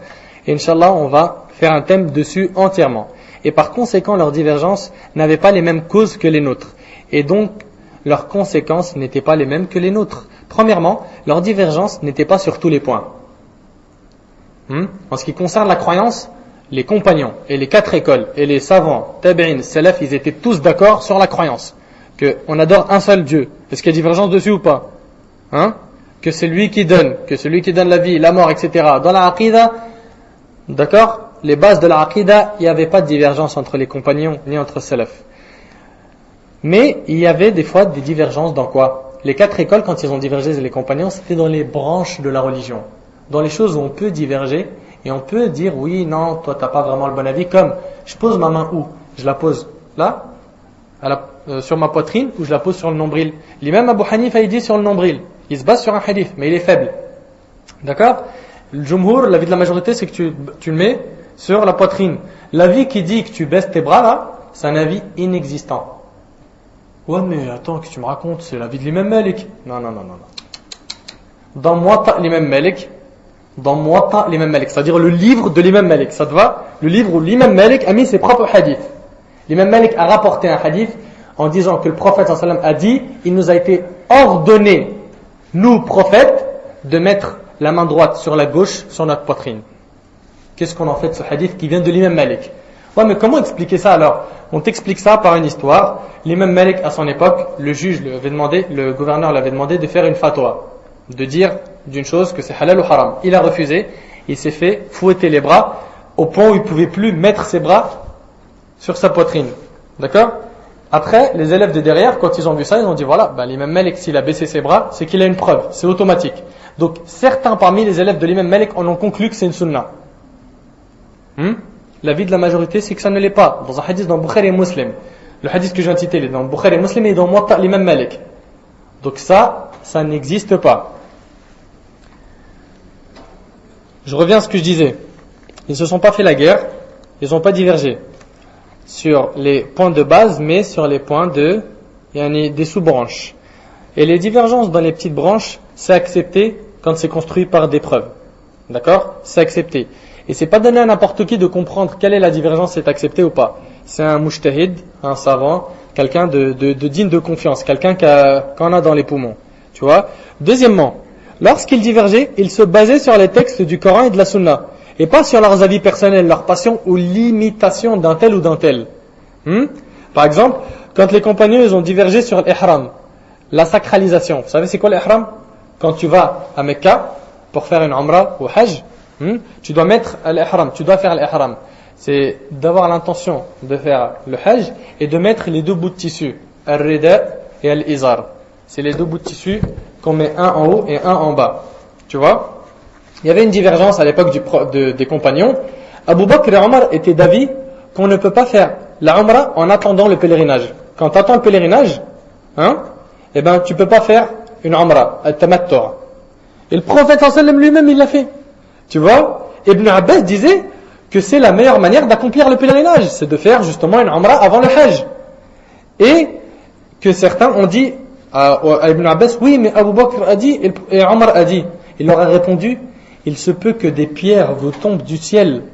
Des pierres vous tombent du ciel par châtiment d'Allah. Je vous dis que le prophète a dit et vous me répondez Abu Bakr et Omar. Quand le prophète sallam il a parlé, il n'y a plus d'Abu Bakr et Omar. Si leur parole contredit celle du prophète sallam, on les laissera de côté avec l'amour et le respect qu'on a pour ces compagnons-là. Et on ne fait pas comme les chiites, on les rend mécréants. C'est bien compris? Donc là, au jour d'aujourd'hui, tu dis aux gens, au prophète sallam il a dit, il dit oui, mais sur telle chaîne il a dit. Là, c'est même plus, ils disent Abu Bakr et Omar, ils disent sur telle chaîne. Quelqu'un 1400 ans après, il est venu contredire tout ça. Et bien lui, il se peut que des pierres lui tombent sur la tête, du ciel. Et malgré ça, malgré ces divergences, il n'y a pas eu de déchirure ni de division, parce qu'ils avaient le comportement de la divergence, et malheureusement ce comportement n'existe plus aujourd'hui. Aujourd'hui, quelqu'un qui fait la prière et prie pas comme toi, c'est technique, c'est chaud. Comment t'as pas lu la description du prophète sallallahu alayhi wa sallam de Cheikh Al-Albani? Mais mon frère, il n'y a pas que celui de Cheikh Al-Albani, il y a celui de Cheikh Al-Uthaymin, il y a aussi celui de Cheikh Ibn Baz. Si tu remontes plus haut dans les grands livres, il y a ceux des 4 écoles. Cheikh l'Islam aussi, il l'a fait. Dans Majma' al-Fatawa, il décrit pas mal de la description du prophète sallallahu alayhi wa sallam. Par exemple, il y a beaucoup de gens qui divergent sur quand je me prosterne, est-ce que je mets mes mains d'abord ou mes genoux d'abord? Et ils s'entretuent. Non, mais t'as pas compris le hadith, regarde, prosterner comme un chameau, etc. Cheikh l'Islam Ibn Taymiyyah, il dit, tu fais l'un ou l'autre, ta prière à l'accepter. Ça te va? Franchement, il faut avoir une ouverture d'esprit un peu, faut pas être borné. C'est pas parce que tu as entendu un hadith ou un avis ou tu as lu un livre que la religion c'est ça et stop. Apprête-toi toujours à entendre le contraire de ce que tu as appris. Tant que c'est construit par du dalil, par des preuves fortes, lourdes, qui pèsent, pas par des passions et des avis. At-Tarawih, Aïcha radhiyallahu anha, elle dit dans Sahih Bukhari Muslim, le prophète sallam n'a jamais fait plus qu'11 rak'at. Ibn Abbas dit, j'ai vu le prophète sallam faire 13 rak'at. D'accord? Dans Tarawih. Omar, il en a fait plus de 20. Omar ibn Abdelaziz, il en a fait 36. Ibn Taymiyyah, il dit, il y en a même parmi les salafs, ils en ont fait des quarantaines de rak'at. C'est des innovateurs. Il y en a, ils viennent, s'ils voient que tu en fais 13, ils s'assoient à 11. Il dit, les 2 autres, c'est des bid'a. C'est de l'innovation. Je participe pas à une bid'a, moi. Il n'a pas compris, miskin. Il n'a pas compris que le truc, il est ouvert. Le prophète, il a fait que 11. Mais est-ce qu'il a interdit de faire plus? Si oui, prouve-le. C'est pas prouvé, donc c'est ouvert. C'est ouvert parce que le prophète a dit, si tu veux être un compagnon qui lui a dit, j'aimerais être ton voisin dans le paradis, lui a dit, multiplie tes prosternations. Ça rentre dans cette généralité de multiplier les prosternations. Quand on diverge, il ne faut pas se diviser ou se détester ou se cramponner fermement à son avis personnel et rejeter les autres avis. Mais il faut faire revenir à Allah et au messager d'Allah sallallahu alayhi wa sallam. Il ne faut pas faire de reproches aux gens dans les questions où il y a divergence. Si cette divergence est possible, comme salat al-janaza. Salat al-janaza ou toute autre salat ou n'importe quoi dans la religion, tu trouveras des divergences. Salat al-janaza, Ibn Omar, dans Sahih al-Bukhari, Ibn al-Qayyim rapporte dans Zad al-Ma'ad, qu'il avait l'habitude, dans Salat al-janaza, de lever les mains dans les 4 takbirat. La prière sur le mort, il y a 4 fois, Allahu Akbar, je prie la Fatiha, deuxième partie de Tashahhud, après je fais dua pour le mort, après dua pour tous les musulmans, après salam. Ibn Omar, il levait les mains. On n'a pas de hadith que le prophète sallallahu alayhi wa sallam il le faisait. Donc il y a une divergence. Il y en a, ils disent, le prophète sallallahu alayhi wa sallam l'a pas fait, on le fait pas. D'autres, ils disent, ouais, mais Ibn Omar n'a jamais fait un truc que le prophète sallallahu alayhi wa sallam n'a pas fait. C'était le compagnon qui suivait le plus la sunna. Donc on a 2 opinions. Ne blâme pas celui qui va faire ça et ça. Respecte la divergence. Respecte-la. Tant qu'il n'y a pas un avis qui tranche, qui dit, le prophète sallallahu alayhi wa sallam n'a fait que ça, eh ben on tranche pas. D'accord? On respecte la divergence dans ces choses-là. Comme le fait de poser les mains sur le poitrine, sur le nombril, je descends avec les mains ou les pieds, après que je me relève de recours, est-ce que je mets mes mains sur la poitrine ou je les laisse en bas? Tout ça, c'est des sujets de divergence et tu as le droit de respecter la divergence dans ces choses-là car les 4 écoles, les compagnons ont divergé dessus et ils se sont respectés. Pourquoi toi tu respecterais pas? T'es mieux qu'eux? T'as plus de science qu'eux? T'as plus de crainte d'Allah qu'eux? T'es plus proche d'Allah qu'eux? Ça, c'est le comportement qu'il faut adopter entre nous pour concrétiser l'union entre les musulmans et surtout, il ne faut pas oublier que si on se déchire pour chaque point au sujet duquel on diverge, il n'y aura plus de frères dans l'islam, il n'y aura plus de fraternité, c'est terminé. Ensuite, mon frère et ma sœur, il est bon de connaître certaines des causes qui ont fait qu'ils ont divergé pour ne pas penser du mal d'eux. Pourquoi ils ont divergé? Ça se fait pas, regarde, on est dans l'embarras là. Non, faut que tu connaisses. Mais au contraire, pour leur trouver des excuses, je vais vous dire, Inch'Allah, pourquoi ils ont divergé les compagnons. Est-ce que c'était volontaire ou involontaire? Et c'était quoi les causes? Surtout ceux qui sont parvenus au degré de mujtahid. S'ils ont commis des erreurs, les compagnons, la seule chose qu'on doit dire c'est quoi? C'est qu'on les aime et on ne les critiquera jamais de la vie. Jamais une parole doit parler en mal d'un compagnon. Jamais. Maintenant, on termine, dernier chapitre, pourquoi les compagnons et les savants ont divergé. J'attire votre attention, ikhwani fillah. Cheikh l'Islam Ibn Taymiyyah, il a un livre, il est très très bien dessus. Il s'appelle Raf'u al-Malam an al-A'imma al-A'lam. Et c'est un chapitre qui est dans Majmu' al-Fatawa Ibn Taymiyyah, où il explique pourquoi les compagnons et les savants ils ont divergé. Première cause de divergence entre les compagnons à apprendre par cœur et à comprendre. Comme ça, quand quelqu'un va dire, mais pourquoi il y a des divergences en islam? Tu peux lui répondre. Parce que leur compréhension était différente. leur compréhension était différente. Dans un hadith, d'après Abu Bakr, le prophète sallam dit, car il se peut qu'un rapporteur le transmette à celui qui percevra mieux que lui, et il fut ainsi, rapporté par Al-Bukhari. Je vais donner un exemple. Les compagnons, dans l'histoire de Bani Qurayza, le hadith il est rapporté par Bukhari et Muslim. Le prophète sallam, il leur dit, en leur demandant de faire une expédition vers Bani Qurayza, qui était une ville où il y avait des juifs, il leur dit que personne ne prie Salat al-Asr qu'une fois arrivé à Bani Qurayza. D'accord? Que personne ne prie la prière de l'Asr qu'une fois arrivé à Bani Qurayza. En chemin, avant d'arriver à Bani Qurayza, il y a l'adhan du Asr. Il y a le temps du Asr qui rentre. Et eux, ils se disent, bon, qu'est-ce qu'on fait maintenant? La prière, son temps il est rentré. Est-ce qu'on prie maintenant ou on obéit à la parole du prophète? On prie qu'une fois arrivé là-bas. Ils ont divergé, ils se sont divisés en deux groupes. Un groupe, il a dit, nous on va prier maintenant. Parce que le prophète nous a toujours appris qu'il fallait prier la prière à l'heure. Tout le temps. Inna salata kanat ala al-mu'minina kitaban mawquta. Donc il faut prier à l'heure. Les autres ils ont dit non. Le prophète s'il a insisté, il a dit qu'on prie l'Asr qu'une fois arrivé à Bani Qurayza, donc on le priera à Bani Qurayza. Et c'est ce qui s'est passé. Eux ils ont pris l'Asr là et les autres là-bas. Après le prophète il les a rencontrés. Il n'a ni blâmé le premier groupe ni le deuxième. Mais ceux qui étaient plus vers le droit chemin, vers la vérité, c'est qui?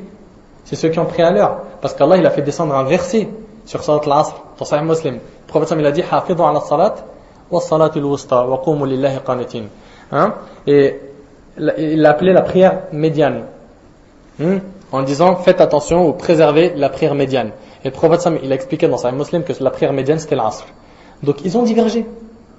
Eux ils se sont pas fait la guerre, ils ne se sont pas fâchés, ils n'ont pas dit on met en garde contre eux, ils comprennent mal, ils suivent pas la sunna, c'est des ennemis de la sunna. Ils sont restés compagnons, frères, et le prophète il a blâmé ni l'un ni l'autre.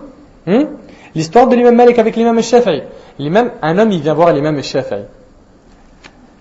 Après avoir vu l'imam Malik, une longue histoire qui s'est passée entre lui et l'imam Malik. L'imam Malik, un homme il vient le voir et lui dit je suis rentré chez moi, j'ai vu ma femme dans un état critique. Elle était mal habillée, tout ça, avec l'odeur de l'oignon, la cuisine, tout ça. Je lui ai dit écoute, je vais sortir, je reviens. Wallahi, si je reviens et t'es pas plus belle que la lune et les étoiles, t'es répudié. Il est revenu, il a trouvé, elle était dans le même état. Il est parti voir l'imam Malik, il lui a dit est-ce que j'ai répudié ma femme ou pas? Il a dit bah oui, t'as juré par Allah. Et en plus, plus belle que la lune et l'étoile. Non, elle s'est pas entretenue. Après, tu vois, il était mal. Il rentre et tout, et sur le chemin, il rencontre l'imam Shafi'i qui était lui un élève de l'imam Malik. Et l'imam Shafi'i, tellement il aimait l'imam Malik, à chaque fois qu'il voyait une personne sortir de l'imam Malik, il lui demandait tu lui as posé quoi comme question pour qu'il puisse connaître la question et la réponse, profiter de tout moment, toute parole qu'a pu prononcer l'imam Malik. Il lui a dit tu lui as demandé quoi? Il lui a dit en fait voilà ce qui m'est arrivé c'est ça, et je dis à ma femme et je suis rentré, elle n'était pas plus belle que les étoiles. Après il lui a dit mais si elle est plus belle que les étoiles. L'homme il a pris l'imam Shafi'i, il lui a dit mais où t'as vu ma femme? Il a dit wallahi je l'ai jamais vue. Mais Allah il a dit laqad khalaqna al-insana fi ahsani taqwim. Allah a dit nous avons certes créé l'homme dans la forme la plus parfaite. La seule chose qui a été créée de la meilleure manière, la forme la plus parfaite, c'est l'être humain et non les étoiles et la lune. Va retourner à l'imam Malik et dis-lui ça. Il est parti voir l'imam Malik, il lui a dit l'imam Shafi'i m'a dit ça. Il lui a dit l'imam Shafi'i a dit vrai et l'imam Malik s'est trompé. On a plein de leçons dans ça. C'est qu'il y a eu une divergence. 1, 2, il y a eu un comportement. 3, comment ça mon élève il me remet en question? Non, Cheikh al-Islam Ibn Taymiyyah il a été remis en question par Ibn al-Qayyim, son élève. Et vous savez ce qu'il disait Ibn al-Qayyim? Il disait moi et Ibn Taymiyyah, notre image est comme celle du Hudhud, la huppe de Sulayman et Sulayman. Je suis la huppe et lui il est Sulayman. La huppe elle a remis en question une parole de Sulayman avec la reine. Et l'histoire vous la connaissez. Donc voilà, c'est comme ça qu'ils se sont comportés. Et certains savants en ont déduit que si tu touches une femme, et ça en fait c'est dans le deuxième point. Deuxième cause de divergence, c'est qu'il y a des mots en arabe qui sont souvent employés pour plusieurs sens. Tu vois? Il y a aussi les particularités de langue arabe qui sont souvent des causes de divergence. Par exemple, le mot lamastum. Lamastum, ça veut dire quoi lamastum? Toucher. D'accord? Allah il dit aw lamastumun nisa falam tajidu ma fatayammamu. Ou si vous touchez aux femmes et que vous ne trouvez pas d'eau, alors recourez à la terre pure. recourez à la terre pure. Sourate 5, verset 6, Sourate al-Maïda. T'as touché une femme, t'as pas trouvé d'eau pour faire les ablutions, ça c'est la traduction littérale. Eh ben, tu fais tayammum. Le mot lams, il a plusieurs sens en arabe. Le mot lamastum, il y en a, ils ont dit que lamastum, ça veut dire toucher. D'autres, ils ont dit, donc, si tu touches ta femme, tu dois refaire tes ablutions, comme l'a dit l'imam Shafi'i. L'opinion de l'imam Shafi'i, c'est que tu touches une femme, tu refais tes ablutions, tu les as perdues. Même s'il s'agit de ta propre fille. Et ça, c'est aussi l'avis d'Ibn Hazm. D'autres ont dit que tant qu'il n'y a pas de désir, il n'y a pas à refaire les ablutions. Et ça, c'est l'avis de l'imam Malik et l'avis de l'imam Ahmad.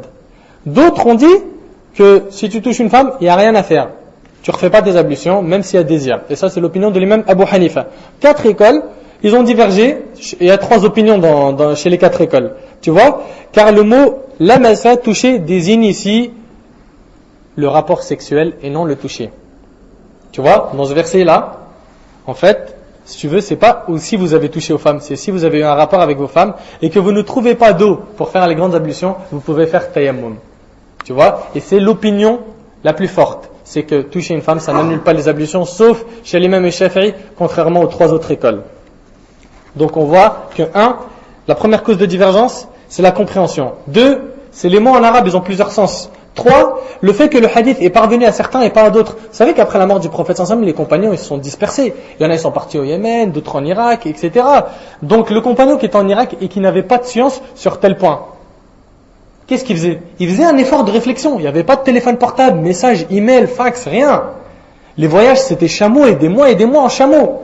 C'était pas comme aujourd'hui, avion, 2 heures ou voiture, non. Donc il est dans une situation où il doit faire une fatwa, donner un avis juridique. Il faisait des efforts de réflexion, ce qu'on appelle al-ijtihad, et des qiyas, s'il y en avait à faire. Et après, il donnait une fatwa. Et des fois, il arrivait qu'un compagnon voyageait lui dire que t'avais raison, j'ai entendu le prophète sallam dire ça. Et il était content. Et des fois, c'était l'inverse. Et il revenait sur sa fatwa, parce qu'à partir du moment où le prophète sallam il a dit, les compagnons revenaient sur leurs paroles immédiatement. Tout de suite. Pas non, c'est ma parole qui doit peser lourd, à jamais de la vie. Donc lorsque les compagnons sont partis du Shem et qu'ils ont été touchés par la peste, le Shem c'est la grande Syrie, ils ont été touchés par la peste jusqu'à ce qu'un grand nombre de compagnons en soient morts. Omar radhiyallahu anhu a dit, est-ce que je dois pénétrer dans cette terre ou non? Je ne sais pas si je dois y aller, il y a la peste là-bas. Et elle regroupa les savants parmi les muhajirines et parmi les ansar. Et ils ont commencé à diverger les compagnons. Est-ce qu'on doit aller au Shem ou pas? Il y a la peste là-bas, l'épidémie de la peste. On peut tous tomber malades. Il a ramené, alors Omar, tous les grands savants de Quraysh, les savants de Muhajirin et des Ansar, et se sont mis d'accord pour repartir. D'accord? Quitter Shem. Jusqu'à ce que Abdurrahman ibn Auf ait demandé au sujet de quoi ils avaient divergé, ils lui ont expliqué et il a dit, je connais cette question. Voilà, un compagnon qui connaît. Donc ça c'est une cause de divergence, c'est que la sunna ne lui est pas parvenue. Le prophète a dit, la peste est un châtiment qui a été descendu sur un groupe des enfants d'Israël, ou sur ceux qui vous ont précédés. Si vous entendez parler de lui, de la peste, dans une terre, alors n'y pénétrez pas. Et s'il se produit dans une terre et que vous vous y trouvez, alors ne la quittez pas. Rapporté par Al-Bukhari, d'après Sa'd ibn Abi Waqqas. Donc voilà, une autre cause. Et ils sont tous revenus sur la vie qu'ils avaient. Ils avaient décidé de partir, de quitter la terre. Ils sont restés. Pourquoi? Parce qu'une personne, un compagnon, Abdurrahman ibn Auf, et comme vous le savez tous, les compagnons sont justes. Il n'y a pas de compagnon qui vient zigzaguer avec ses paroles. Jamais. Pareil, Ibn Umar, radiyallahu anhuma, qu'est-ce qu'il disait? Il a ordonné aux femmes, lorsqu'elles faisaient leurs grandes douches, les grandes ablutions, de défaire leurs nattes si elles en avaient, pour que l'eau pénètre les cheveux. Aïcha radiyallahu anha, elle en a été informée. Elle a dit, et pourquoi il leur demanderait pas de se raser les cheveux aussi? J'ai fait la douche avec le prophète sallallahu alayhi wa sallam dans le même récipient, et j'ai gardé mes nattes, et j'ai fait ma douche, et j'ai versé 3 fois de l'eau sur ma tête, et il s'est rien passé, j'ai pas défait mes nattes. Tu vois? Donc Ibn Umar, il a fait une fatwa, et la sunna ne lui était pas parvenue, parce que il n'est pas censé savoir les détails, tout ce qui concerne les femmes. Tu vois? Aïcha, son épouse, elle a informé les compagnons. Omar, radiyallahu anhu, il a divergé avec Abu Moussa al-Ash'ari, radiyallahu anhu.